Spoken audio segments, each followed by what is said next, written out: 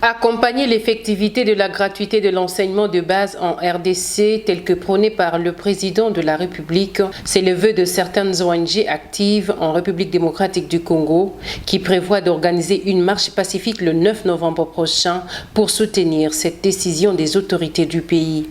Elles sont convaincues qu'aucun enfant ne devrait être privé d'une éducation de base.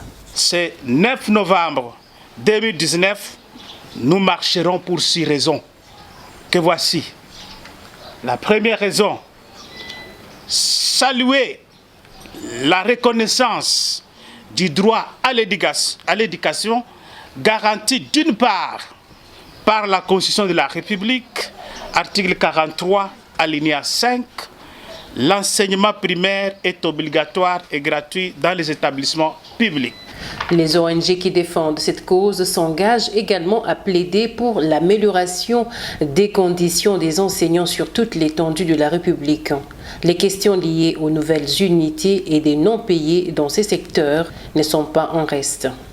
Le gouvernement qui gère le cadre programmatique a préféré vider la question de NU et de NP d'abord au niveau primaire.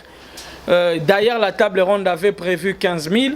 Et le gouvernement maintenant a pris en compte 34 740 000 tous les NU et NP du primaire et ceux de l'école secondaire, donc de l'éducation de base, du cycle terminal de l'éducation de base, sera résolu en deuxième palier. Le comité d'organisation de la dite marche invite les Congolaises et Congolais à soutenir la gratuité de l'enseignement de base selon les prescrits de la loi.